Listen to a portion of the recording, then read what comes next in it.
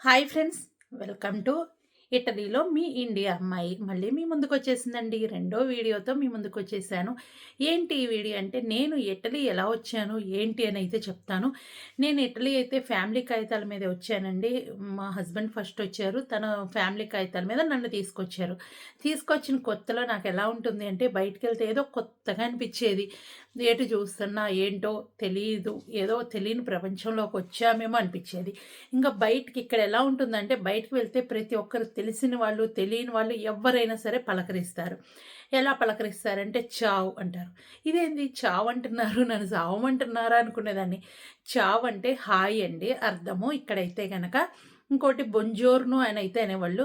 బొంజోర్నో అంటే అందరూ పలకరించిన వాళ్ళు చావ్, బొంజోర్నో అనేవాళ్ళు. అనేటప్పటికి నాకు ఈ 2 వర్డ్స్ ఫస్ట్ ఎక్కువ విన్న మాటలైతే ఈ రెండే విన్నాను. ఆ రెండిటి మీనింగ్ ఏందంటే, చావ్ అంటే ఆల్రెడీ చెప్పేసాను కదా, హాయ్ అని అర్థము. ఇంకోటి బొంజోర్నో అంటే గుడ్ మార్నింగ్ అని అర్థం అండి. ఇంకా అట్లా ప్రతి ఒక్కరు తెలిసిన వాళ్ళు, తెలియని వాళ్ళు అలా పలకరిస్తూ ఉంటారు. ఈవినింగ్ అయితే గనక బోనసేరా అంటారండి. బోనసేరా అంటే గుడ్ ఈవినింగ్ అనే అర్థము. చాలామంది బోనసేరా అనేవాళ్ళు. ఓకే. అర్థమయ్యేదప్పుడు. ఏంటంటే బొంజోర్నో అంటే ఉదయం అని గదా! ఇట్లా బోనసేరా అంటున్నారు. ఇదేమన్నా ఈవినింగ్‌కి సంబంధించిందా అనేది అప్పుడు అర్థమయ్యేది. ఇంకోటేంటంటే బయటికి వెళ్తే గనక ఇక్కడ ఏదో కొత్తగా ఉండేదనేదాన్ని గదా! ఒకవేళ ఎటన్నా పొయ్యి మనం తిరిగి మన ఇంటికి రావడం తెలియపోతే, మన ఇల్లు మెయిన్ సెంటర్‌లోనే తీసుకున్నాం అప్పుడు గూడా. హ్మ్. అప్పుడేం చేసేదాన్నంటే టికెట్ ఒకటి దగ్గర పెట్టేసుకునేదాన్ని. టికెట్ దగ్గర పెట్టేసుకొని ఎక్కడికి బయటికి వెళ్ళినా సరే ఏ బస్ కనిపిస్తే ఆ బస్ ఎక్కేసేయొచ్చు. ఆ స్టాప్ కనిపిస్తూ ఉంటుంది. ఆ స్టాప్ దగ్గర బస్ ఎక్కిస్తే అది ఊరంతా తిరిగొచ్చినా మన ఇంటి దగ్గరకొచ్చేసిద్ది బస్ స్టాండ్ దగ్గరికి. బస్ స్టాండ్ దగ్గర నుంచి దిగినాక దగ్గరే కాబట్టి ఆ కొంచెం అయితే నాకు ఐడియా ఉంది. ఇలా ఉండేది. ఇంకా ఫస్ట్‌లో నేను లాంగ్వేజ్ నేర్చుకోవడానికి ఏం చేసేదాన్నంటే షాప్స్‌కెళ్ళేదాన్ని. షాప్స్‌కెళ్ళేసి టమోటా దగ్గర ఏం రాసుంది అని చూసుకుంటూ ఉండేదాన్ని. చిన్నులపాయల దగ్గర ఏం రాసుంది, టమాటో దగ్గర ఏముంది, క్యారెట్ దగ్గర ఏముంది, ఇలా చూస్తూ కొంచెం ఏంటంటే అట్లా మనకు ఐడియా వచ్చేస్తా ఉంటది. పలానా కూరగాయ దగ్గర పైన రాసుంటే దాన్ని చదువుకునేదాన్ని.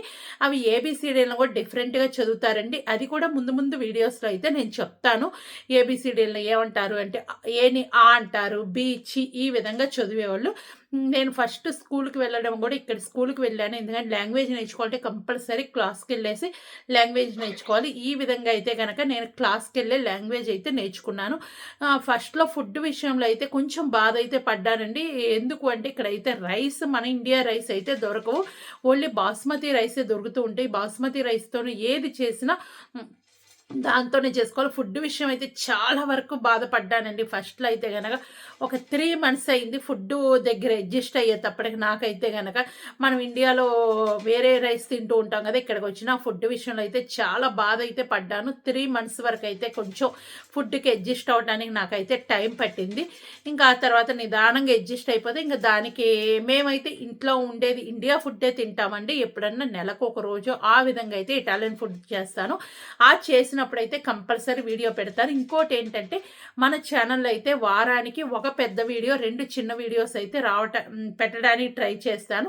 కాబట్టి మన ఛానల్‌ని సపోర్ట్ చేస్తారని అయితే అనుకుంటున్నాను. పక్కనే హైప్ బటన్ అయితే ఉంటుంది. హైప్ ఇవ్వండి.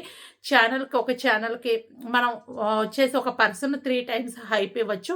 కాబట్టి మన ఛానల్‌కి హైప్ ఇస్తే గనక ఎక్కువ మందికి రీచ్ అవుతుంది. ఇది నేను కొత్తగా ఛానల్ పెట్టాను కాబట్టి నాకు సపోర్ట్ చేస్తారని అయితే అనుకుంటున్నాను. ఇంకా నేను ముందు ముందు వీడియోస్‌లో నేను ఎలాంటి ఫేస్ చేశాను, ఏంటి అనేదైతే నేను చెప్తానండి. ఇవి కూడా వీడియోలో తీసుకొచ్చేసి చెప్దాం అనుకుంటున్నాను.